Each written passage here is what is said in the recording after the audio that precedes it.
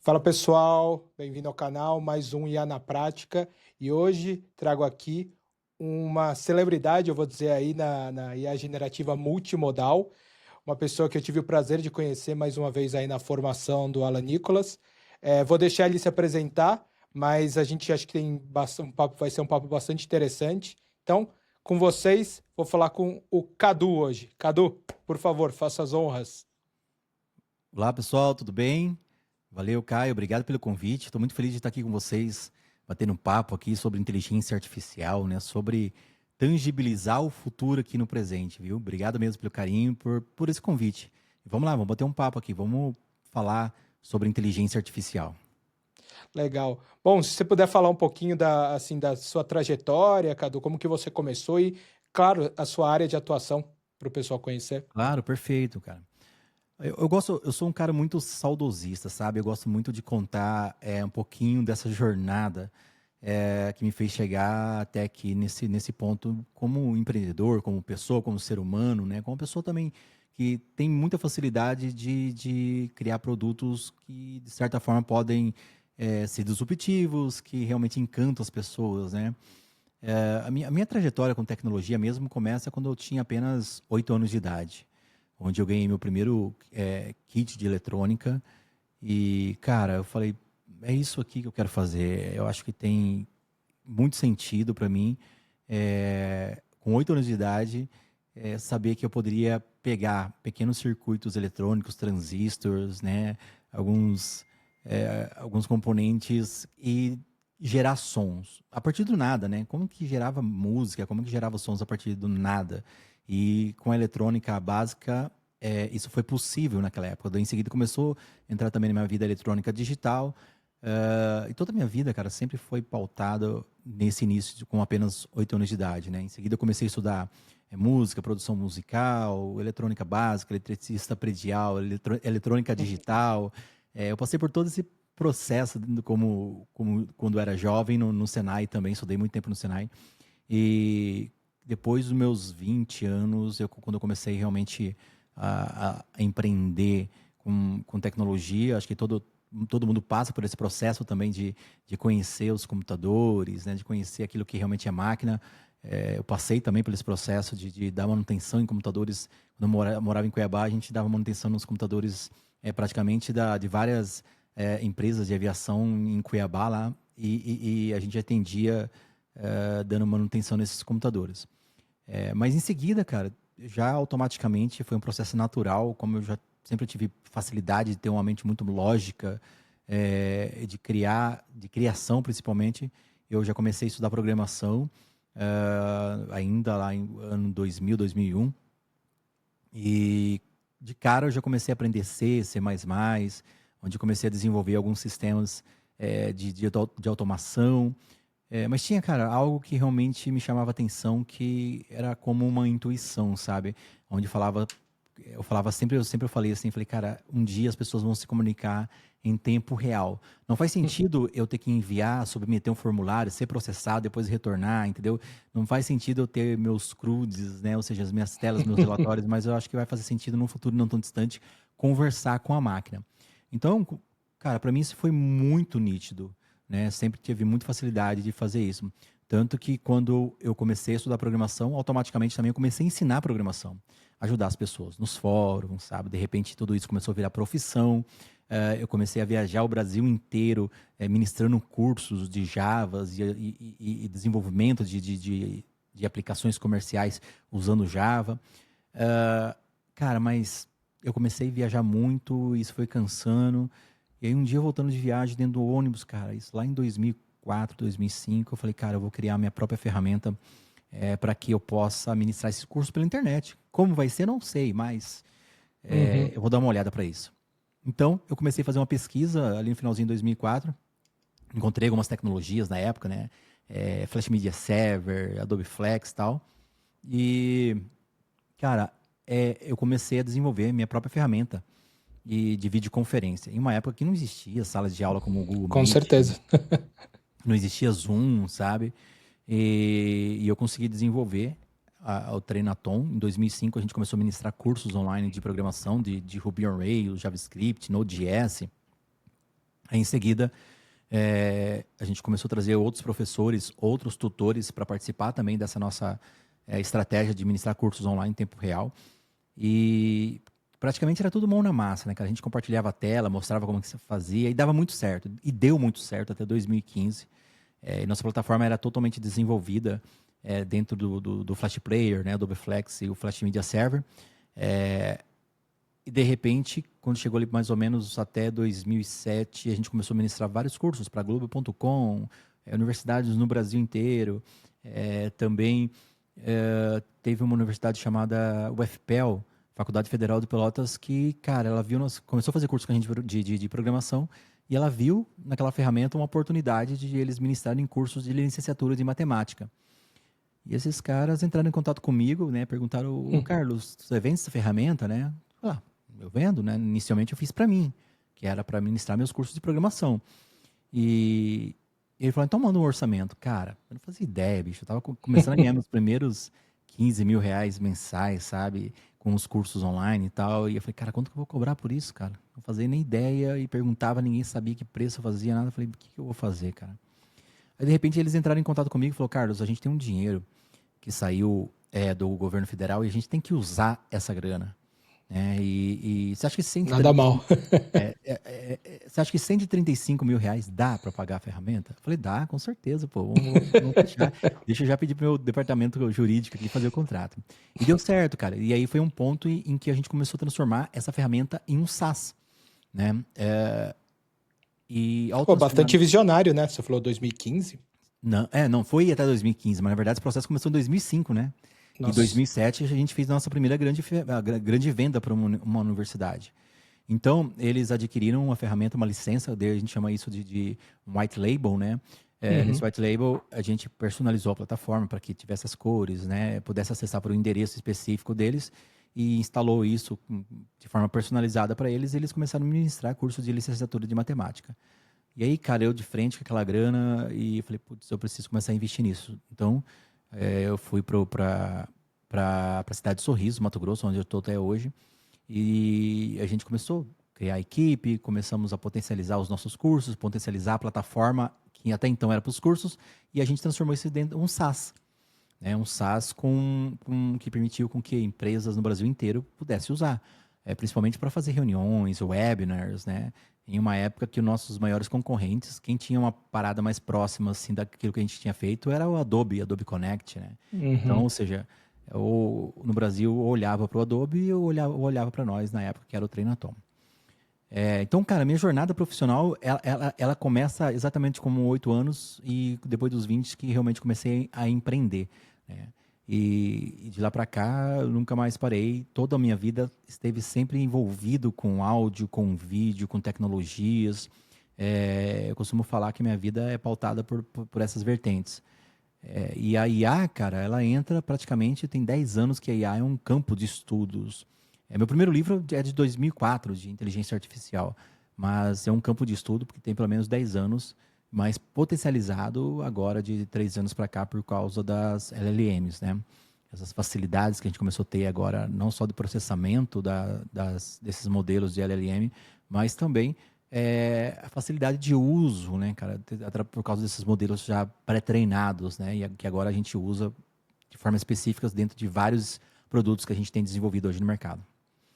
O novo, eu vejo hoje como um novo mote aí, eu acho que é aquela coisa, o mercado de inteligência artificial muda a cada semana, né? Então, uma novidade a cada semana, mas principalmente no finalzinho do ano passado, teve um boom dessas novas inteligência artificial para geração de vídeo por texto, né? Então, a própria OpenAI, depois de bastante tempo, Sora, né? o Sora, né? Ela anunciou o Sora, o Veo, não sei como é que é o do Google, o Veo 2.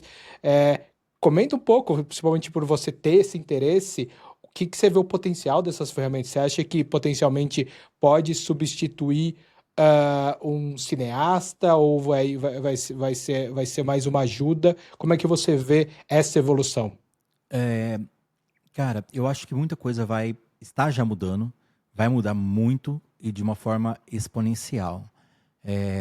Eu acompanho esses mercados multimodais, né, onde eu chamo isso de brand sense, né, que envolve todos os sentidos humanos, aquilo que você ouve, aquilo que se fala, a forma com que você vê, a forma com que você toca.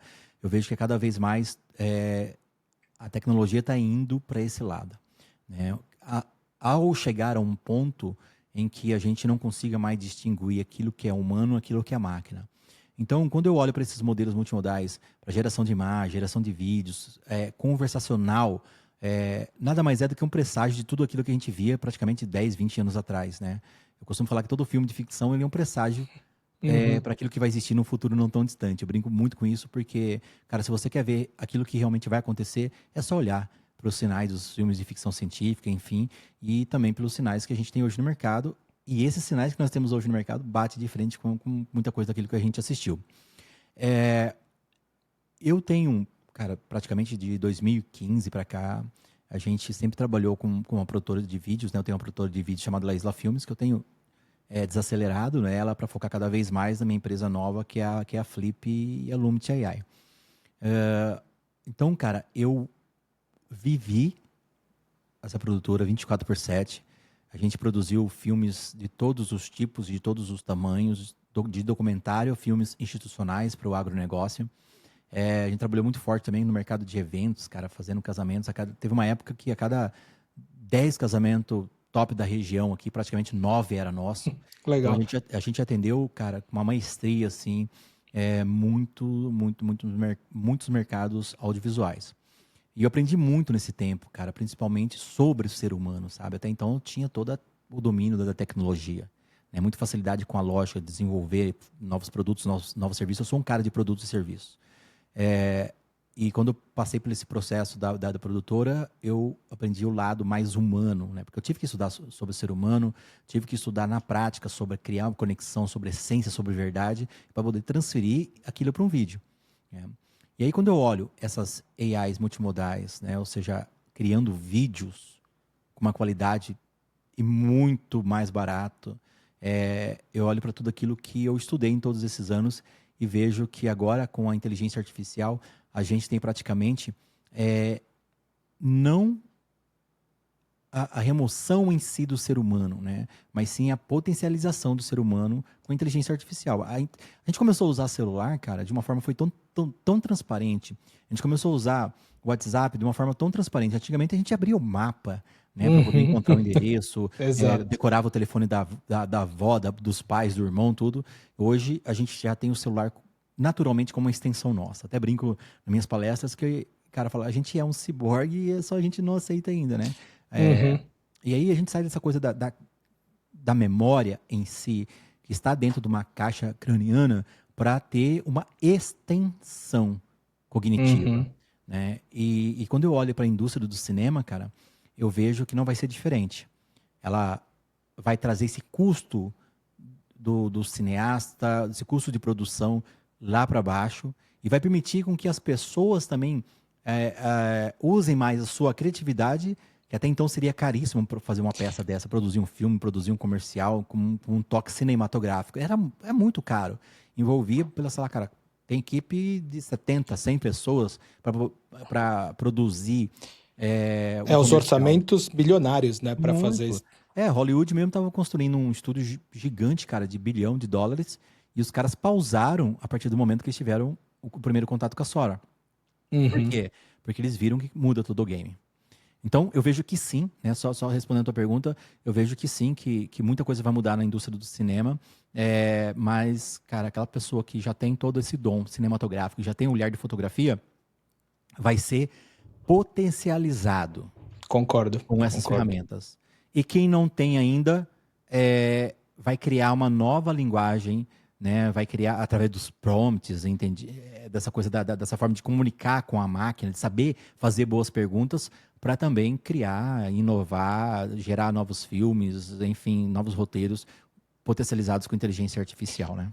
Não deixa de ser uma democratização, né, desse acesso, né, que antes era exatamente, que você mesmo comentou, equipamentos caros, equipes caras, você tinha que ter todo um processo que realmente não era possível hoje em dia. Uma pessoa que às vezes paga uma assinatura, simplesmente está pagando uma assinatura, pode gerar vídeos com com alta qualidade, e o que ele precisa, lógico, você ter todo esse estudo, todo esse conhecimento que você adquiriu, faz uma diferença brutal. Mas se você Muito. não utilizar a IA para exatamente potencializar, pro- potencialmente alguém que não tenha tanto essa sua experiência e conhecimento, com o IA vai poder igualar de repente esse jogo, Sem né? sombra de dúvidas, cara.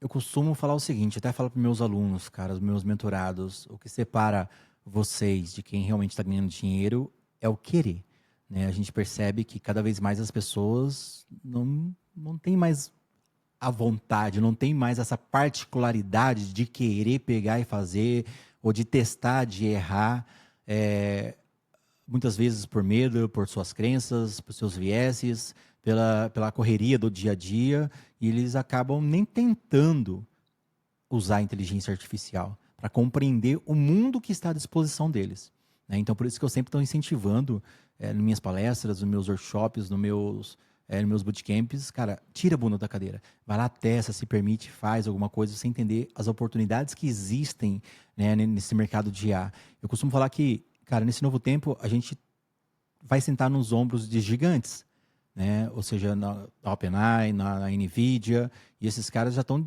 nos mostrando o caminho.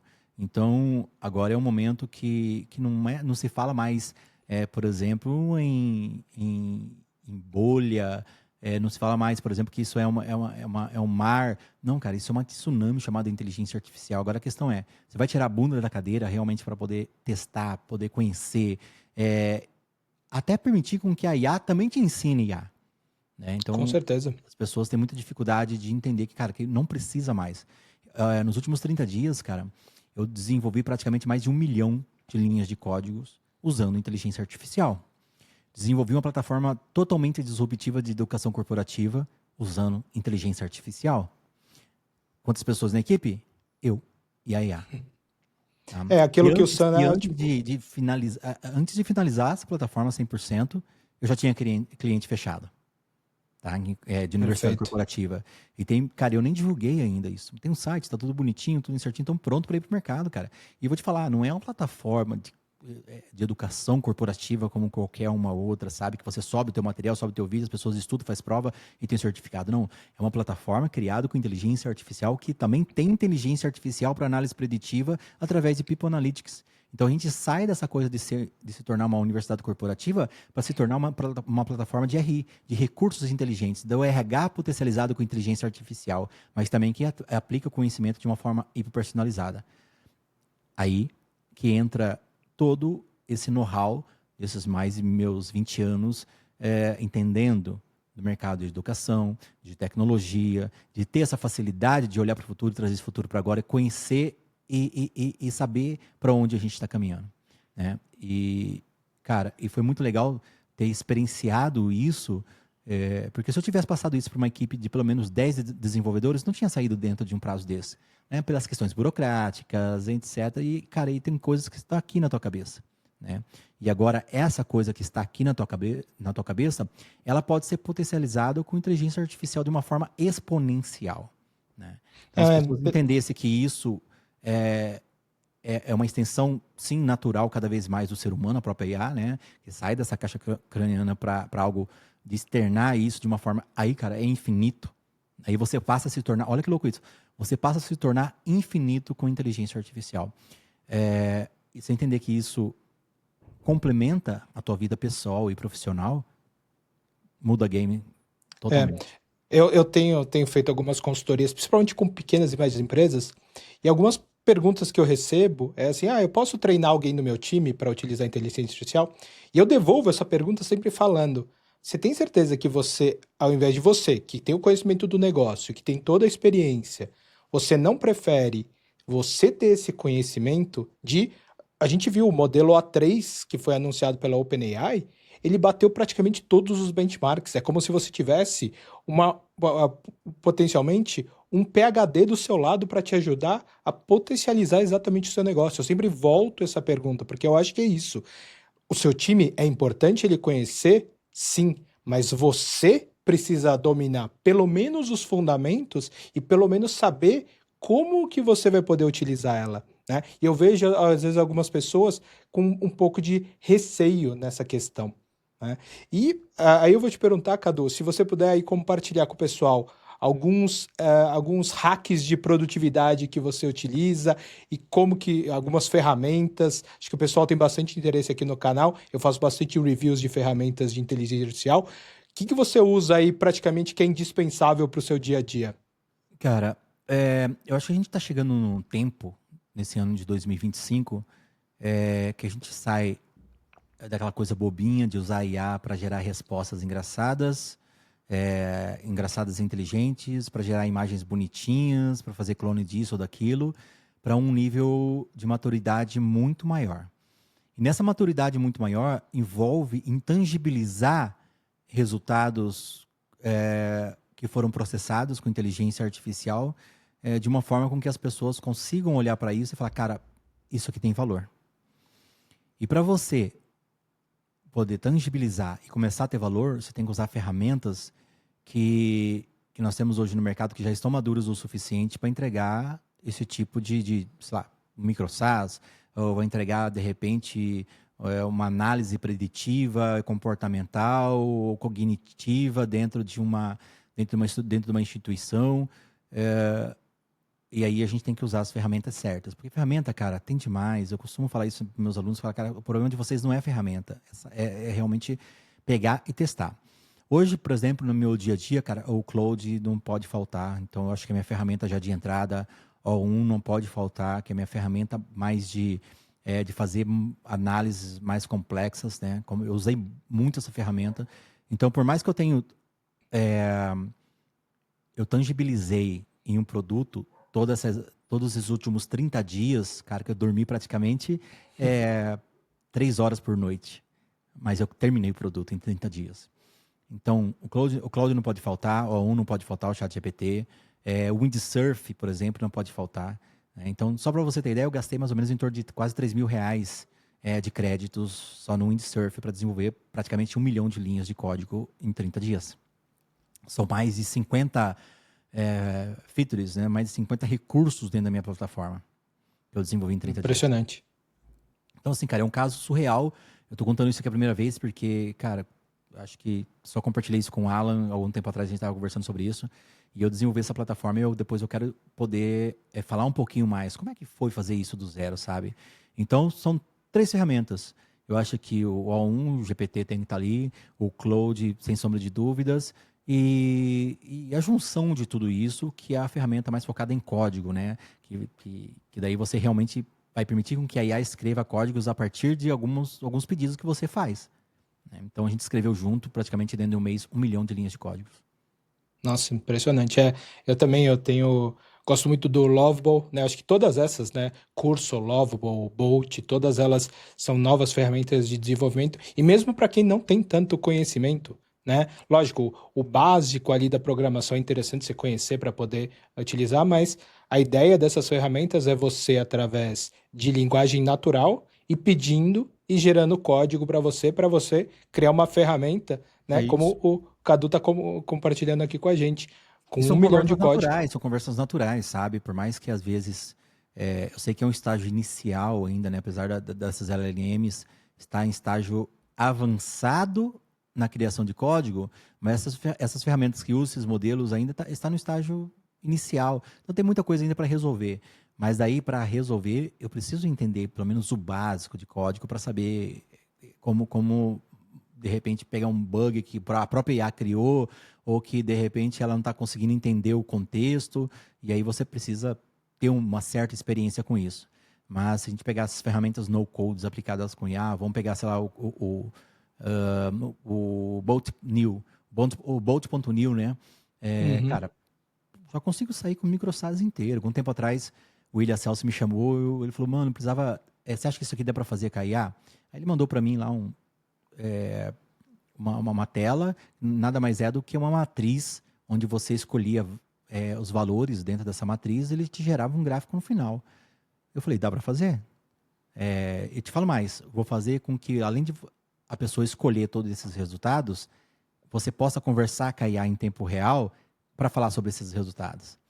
Aí, cara, ele passou para mim um pouquinho da ideia, eu peguei, questão de 2 horinhas, já tinha subido isso no servidor e ele já tinha isso disponível, entendeu? E aí ele usa isso não só para capturar leads, mas também dentro das palestras, dentro dos eventos.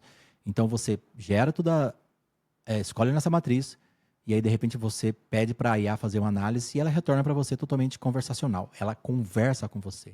Esse é o caminho que a gente realmente está indo, para conversar com as máquinas, onde não vai mais haver separação.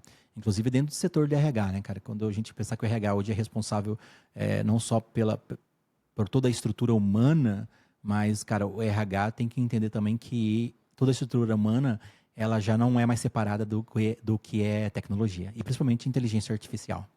Não, perfeito. E você falando um pouco de RH, né? Uma coisa que até estava outro dia aqui, a minha esposa, ela tá participando ela é professora, está participando de alguns projetos seletivos, e aí eu falei, ó, ela queria treinar, né? Como que ela vai se comportar na hora da entrevista.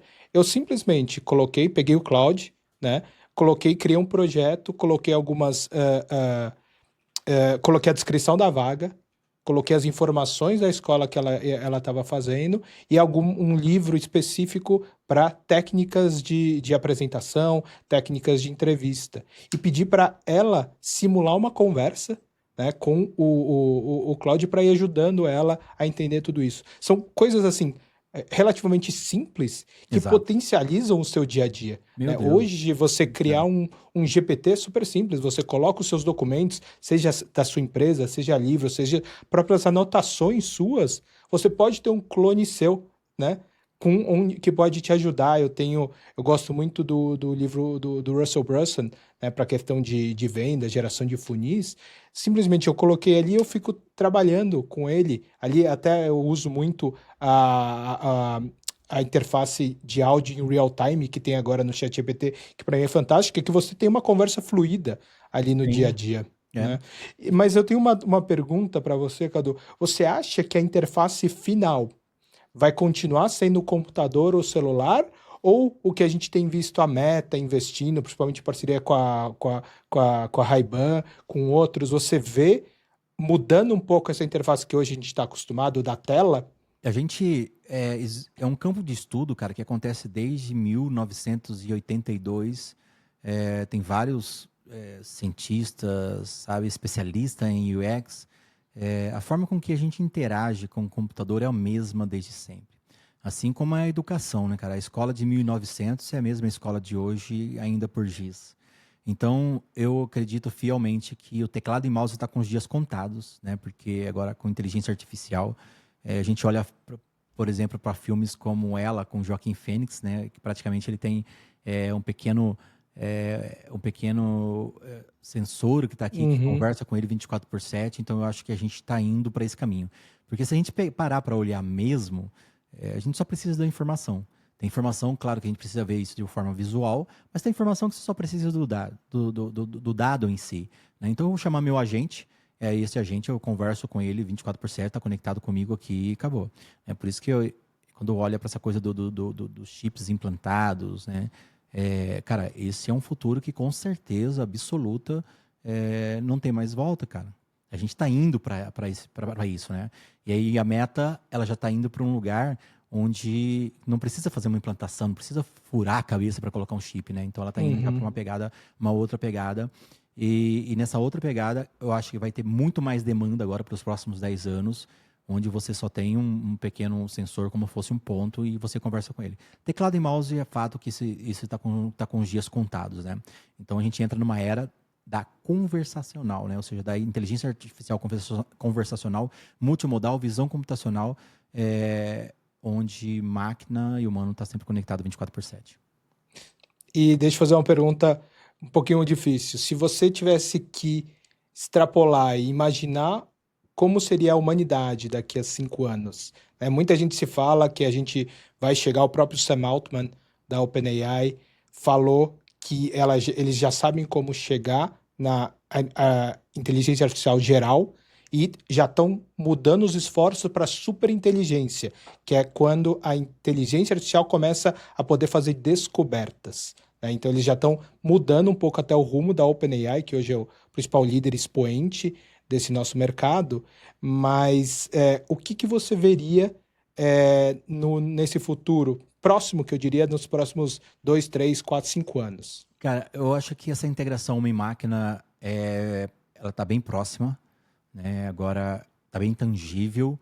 Primeiro pela velocidade exponencial, se a gente olhar para a curva da exponencialidade dos modelos de AI, é muito acelerado, potencializado pelos chips da NVIDIA, né? Muita gente fala da AGI.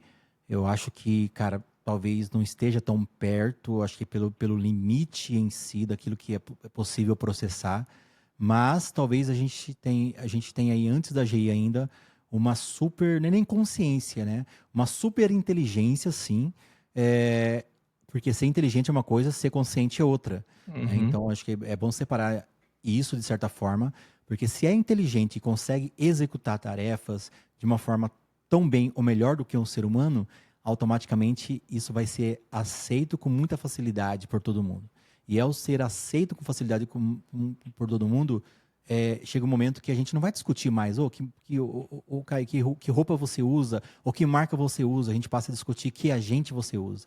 Eu Uhum. vi, inclusive até coloquei no meu Instagram, onde o CEO da NVIDIA falando que o departamento de TI das empresas, cara, vai ser praticamente o RH dos agentes, né? O departamento do TI vai ficar responsável por organizar, por trabalhar os agentes das empresas.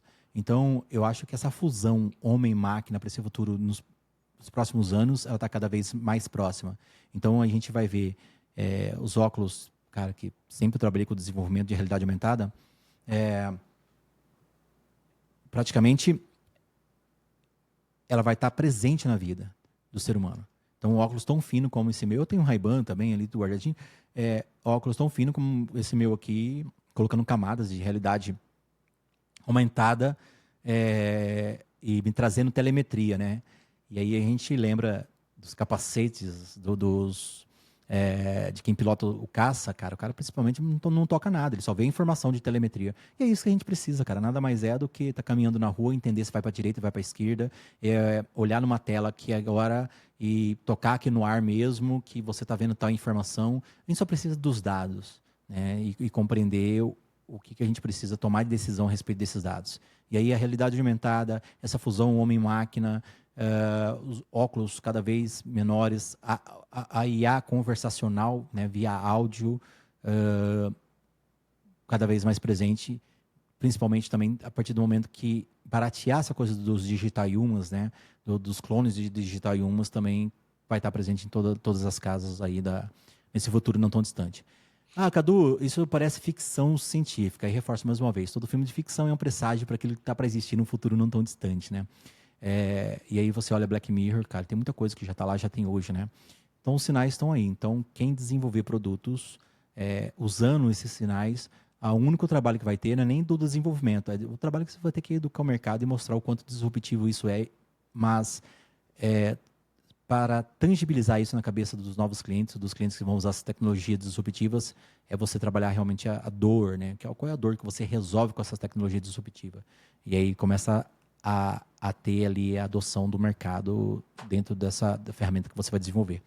Potencializado sempre com inteligência artificial, desde sempre, desde o início, cara, desde a primeira pergunta sobre o produto, desde o design system do produto, desde o gerenciamento de tarefa, passo a passo do que precisa desenvolver. Hoje você pode usar 100% inteligência artificial. Claro que hoje você entra dentro de um prompt, tem que digitar, vai perguntar, mas a gente está indo para um momento em que a gente vai conversar e aí os agentes de AI vai executar isso para a gente. Eu concordo totalmente. E eu acho que, assim, o próximo grande advento que a gente vai ver no mundo vai ser a robótica, né? O uso dos Sim. robôs. Inclusive, o próprio CEO da NVIDIA, eu achei muito interessante, né? Porque existe uma discussão, poxa, por que a gente está criando os humanoides, né? Que são os robôs na forma de humanos, e por que tem os carros autônomos? Porque simplesmente o mundo que a gente vive hoje, para a gente fazer exatamente essa adaptação, foi feito para a gente. Então, Sim, basicamente, a gente precisa de carros autônomos para levar a gente de um lado para o outro, é isso. e tudo que a gente construiu a gente precisa simplesmente treinar um humanoide para fazer as coisas que a gente precisa dele. Então, acho que potencialmente no dia a dia a gente está vendo também outra corrida que é exatamente essa briga dos humanoides, né? Então a própria Tesla, a xAI no caso, vários outros, principalmente a China, né, investindo muito forte nisso, e a Nvidia potencializando tudo isso, né? Eu fiquei impressionado aí na última evento deles, eles anunciando cada vez chips menores, o Jetson Nano, né, $250, você consegue rodar um modelo de linguagem grande em algo que é menor que um celular, um pouquinho maior que um celular, né? Acho, acho que é algo super interessante. É, Sobre... isso vai ser natural, né, cara? A robótica, porque se a gente pegar os 6Ds do Peter Diamandis, né, ela fala que toda a tecnologia exponencial ela passa por esse processo. Ela começa, no início ninguém quer saber dela, ninguém dá bola. Aí o pessoal começa a usar, entender o valor disso. Aí de repente ele começa a entrar numa curva exponencial. Nessa curva exponencial ele vai ficando cada vez mais democrático, ele vai ficando mais barato e aí, cara, vai embora. Então, ou seja, a hora que atingir esse ponto da exponencialidade dos humanoides, da robótica, cara, vai embora. Assim como a gente tem também, a gente falava tanto de metaverso, né, cara? O metaverso vai estar muito presente na vida das pessoas, que lá atrás todo mundo achou que era uma bolha, iria dar certo, e realmente não deu certo lá atrás. Por quê? Porque, cara, você usar um trambolho, como é o MetaQuest 3, como o Vision Pro da Apple, cara, não é legal, né? Mas a partir do momento que a gente começa a ter isso tão fininho como um óculos que eu estou usando, ou tão democrático e permita com que mais pessoas possam usar, acabou. É adoção celular, já ninguém vai começar mais a usar, entendeu? E os humanoides, a robótica é um caminho tão natural assim como a inteligência artificial. Não, perfeito. E a gente chegando aqui no final, Cadu, deixa eu fazer a última pergunta e até pedir para você fazer a conclusão. Se você tivesse que indicar um caminho, né, para as pessoas hoje que estão querendo utilizar inteligência artificial, onde que elas deveriam começar, né? Onde que elas deveriam focar? E, lógico, comenta não esquece de comentar onde as pessoas podem te encontrar, ver os seus cursos, o seu conhecimento, os seus livros. Acho que com certeza, depois desse papo hoje super esclarecedor, as pessoas vão atrás de você. Né? Perfeito. Cara, eu acho que a primeira coisa é começar pela vontade. Ter vontade de fazer. Ter a vontade de pegar, errar, testar, porque hoje em dia nem isso as pessoas estão tendo. E ao não ter vontade, cara, isso diferencia muito quem vai ficar para trás e quem vai avançar, né? Então, quando as pessoas não têm vontade, olha, sabe que tem um mundo inteiro de coisas acontecendo, mas não vai estudar, não vai testar, não se permitir testar, Cara, abre, faz uma pergunta. Como eu faço tal coisa? Como eu posso melhorar minhas perguntas para IA? Né? Eu acho que esse é o primeiro passo. Em seguida, é testar. Né? Realmente testar modelos como o ChatGPT, né? O 4O, testar modelos como o Claude, né, da Anthropic. Então, acho que os dois primeiros passos seriam isso. Se permitir, não ter medo, testar. Tá? Aí, o terceiro é fazer. O que é o fazer? A partir do momento que você fez uma solicitação lá para a inteligência artificial, o que você vai fazer com esses dados? Vai criar uma aplicação? Vai resolver qual tipo de dor? E não esperar esse produto, vou resolver uma dor na área de vendas.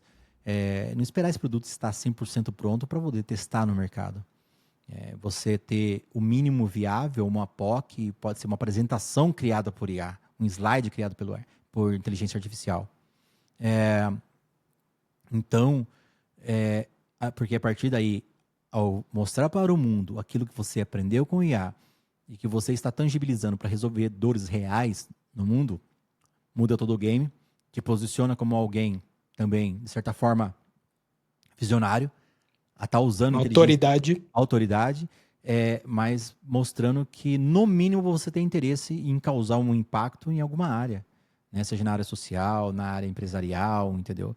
Então, eu acho que o fato começa por essa trilha, porque o restante vai vir, né? Quando você se permite testar, apresentar para as pessoas vão ter dúvidas, você vai tirar dúvidas, você vai afinando o produto, vai afinando o serviço, né? Eu quero escrever um livro. Cara, IA, entendeu? Eu escrevi um livro chamado Conversando com Máquinas, cara, em menos de 3 dias. 3 dias porque eu fui perfeccionista, né? Mas Uhum. meu segundo livro eu escrevi em uma semana, escrevendo mesmo, literalmente escrevendo. Aí o meu terceiro eu já usei IA, potencializada com 50% humano e 50% IA. Porque para que eu possa trazer tudo aquilo que está aqui de uma forma rápida e exponencial, tem que usar IA. Daí, no caso, é muito importante, porque quem não souber a diferença entre teto e abóboda, quem não souber fazer boas perguntas para inteligência artificial, está fora do mercado, né? Sim. Então, a gente precisa se permitir fazer boas perguntas, tangibilizar isso numa apresentação, num POC, um mínimo produto viável, apresentar, ouvir as críticas, porque as duas coisas são boas, a crítica de quem não gostou e também daquilo que as pessoas gostaram, tira isso mais ou menos a média, resolve essas dores e entrega algo que realmente poderia causar um impacto positivo no mundo, né? Então, acho que seria mais ou menos assim. E para quem quer me acompanhar, meu perfil no Instagram é @realcadofranco, né? Quem quer conhecer um pouquinho mais sobre a minha empresa chama flipreset.com.br, e o nosso produto de educação corporativa chama-se Lumity, lumity.ai. Lumity AI é a nossa plataforma onde a gente vai começar a disponibilizar os nossos cursos autônomos com IA. Então imagine o seguinte, você entra dentro de uma sala de aula, ok, tem os vídeos, tem os questionários, tem os materiais, mas lá você tem um agente tutor de IA que vai complementar o teu estudo. Ele vai adaptar toda o conhecimento dentro daquele módulo para você, através da hiperpersonalização da inteligência artificial. Então agora você tem toda a humanização e agora você também tem o tutor de inteligência artificial para conversar com você ali 24/7. Até porque a gente sabe, né, hoje os números do mercado, cada 8 pessoas que compram cursos, somente uma termina. Somente uma que assiste todos os vídeos e imprime o certificado. E a nossa Uhum. plataforma vem também para ajudar a resolver e curar um pouco dessas dores, né? A gente chama isso de paradoxo do infoprodutor, paradoxo do mercado de educação digital, né? Onde as pessoas compram muito empolgado, depois vai se sentindo sozinho, a correria do dia a dia acaba afastando. E agora a gente desenvolveu uma plataforma onde você vai ter uma IA 24/7 ali conectado contigo para você tirar dúvidas a respeito daquele conteúdo e para compreender a forma também como você gosta de estudar, né? E gerar engajamento, enfim, a fazer as aplicações para compreender também o quanto você está apto a não subir de cargo, por exemplo, dentro de uma empresa. Então, cara, é simplesmente fantástico. Totalmente criado com inteligência artificial. Lumit AI. Não, perfeito. Bom, eu tô até curioso, vou com certeza testar, né? Eu, mais uma vez, Cadu, agradeço muito esse bate-papo, todos os insights, todas as suas dicas. Com certeza o pessoal gostou bastante. E, pessoal, não esqueçam aí, eu vou deixar os links aqui de todas essas referências que o Cadu comentou, o Instagram dele, o Lumit AI também, que eu acho que vai ser torço para aí ter bastante sucesso e Bom, realmente essa questão de gamificação, de ampliação, de hiperpersonalização do estudo vai totalmente de encontro que é um dos benefícios principais que eu acho que a inteligência artificial pode trazer. Legal? Bom, espero que vocês tenham gostado. Não esqueçam de deixar o seu comentário aqui embaixo, dar o seu like, curte o canal e vejo vocês no próximo IA na Prática. Cadu, mais uma vez, muito obrigado. eu que agradeço. Valeu, Caio. Abraço, pessoal. Até a próxima.